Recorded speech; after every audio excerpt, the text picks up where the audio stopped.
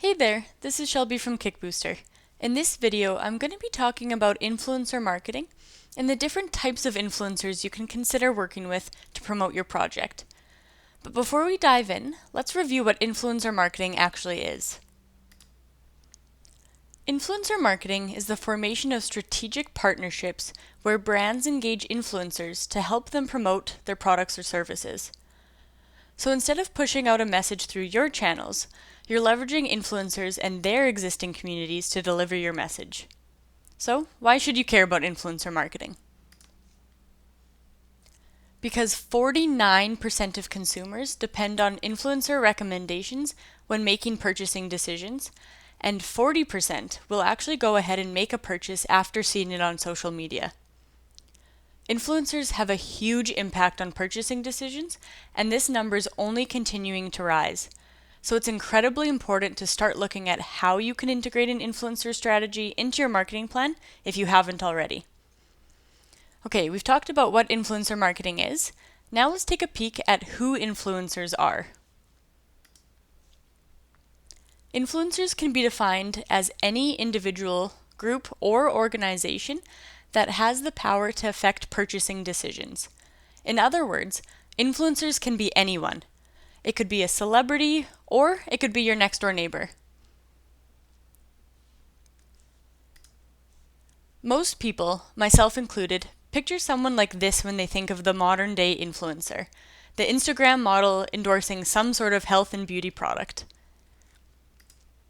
But in reality, influencers can take so many different forms, and the way they impact purchasing decisions isn't always obvious. In the previous example, the influencer was selling a specific product, but Greta here influences purchasing decisions on a much larger scale by encouraging people to vote with their dollars, to make sustainable choices, and to think about the global impact of their purchasing decisions. So while she might not be selling a particular product, she absolutely influences the way people buy and what they buy. So, as I've said, influencers come in many shapes and sizes, and influencers can be anyone. Think about the industry your project is in, and the thought leaders and influencers you have in your space. I talked to a creator the other day who was working on a special lumbar support device. His influencers don't look like the Instagram model from before. His influencers are chiropractors because they are the ones making recommendations to their clients that ultimately impact their purchasing decisions. Influencers can be celebrities and people with strong personal brands, but they can also be journalists, analysts, and activists like Greta. Influencers can also be identified and categorized by their reach. In other words, by the size of their communities. There are 5 to 6 tiers of influencers depending on who you ask, but we'll focus on 4 in this video. The first and largest group of influencers are the mega influencers.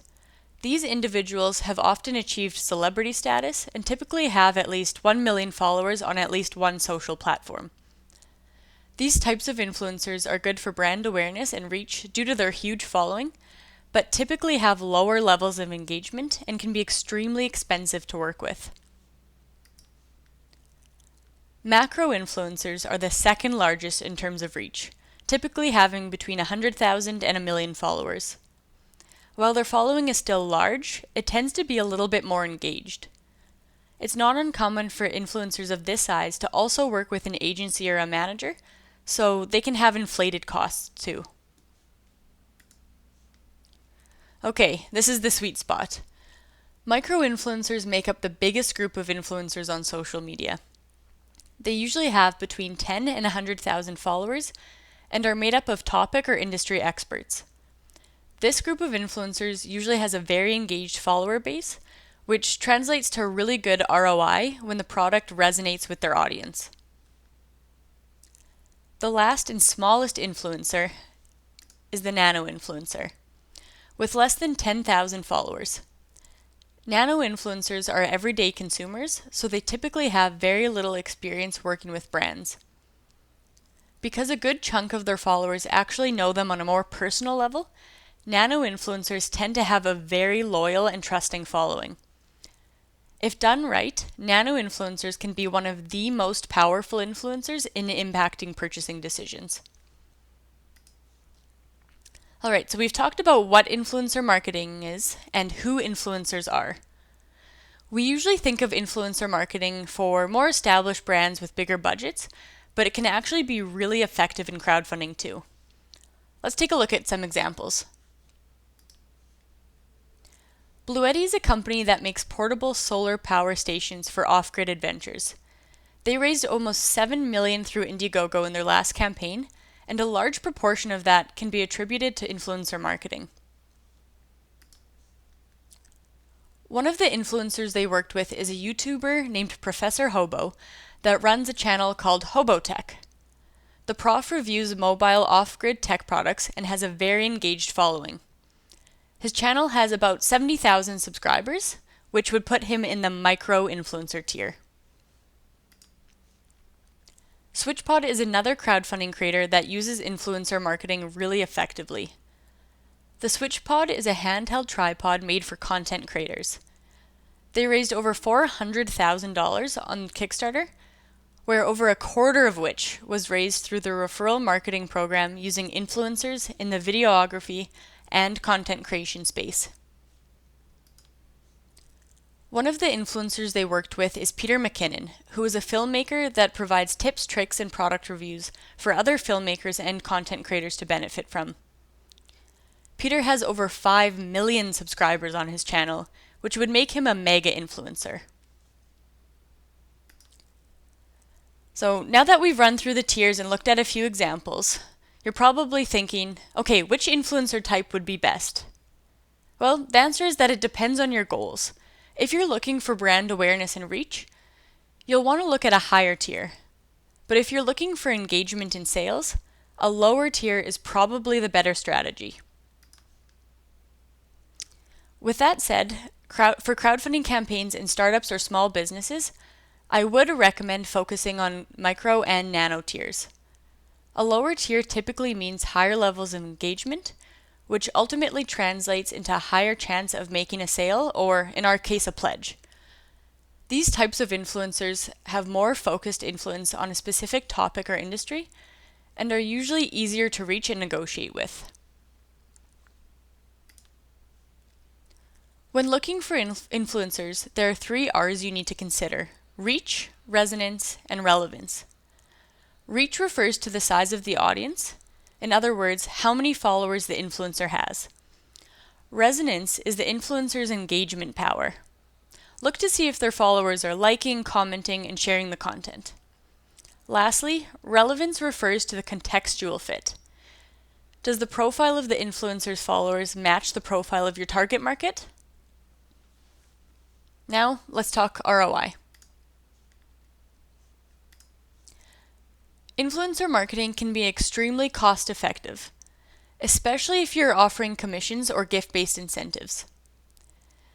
There's usually a gap in the perceived value and the true cost of a product, which allows you some wiggle room to negotiate. These lower risk incentives allow companies with smaller budgets to play. When running an influencer marketing program, it is critical to focus on engagement instead of followers. Let's look at an example. So in this example here, we have Miss Teapot, who is a mega influencer with 2 million followers. She charges $40,000 to collaborate and has an engagement rate of 1%, which translates to an average cost per engagement of $2.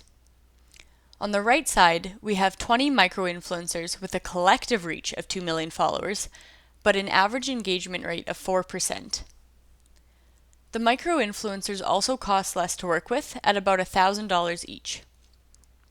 This group's average cost per engagement is only 25 cents, which works out to 8 times higher return on ad spend than the mega influencer. Let's look at another example to illustrate the return on ad spend using the influencers that we already saw. So on the left, we have the mega influencer Peter with 5 million subscribers, and on the right, we have the micro influencer Hobotech with 70,000 subscribers. So without sharing any specific numbers, I can tell you that Hobotech contributed 11 times more funds to the campaign he worked with, despite having a 71 times smaller audience than Peter. So as you can see through those examples, it actually pays to work with smaller influencers. Lower tiered influencers tend to have higher engagement rates and are almost always less expensive than the higher tiered influencers. Working with multiple smaller influencers also allows you to diversify your risk and enables you to increase the frequency and exposure by having your message delivered through multiple different channels. For more information and resources like this, check out our website at www.kickbooster.me.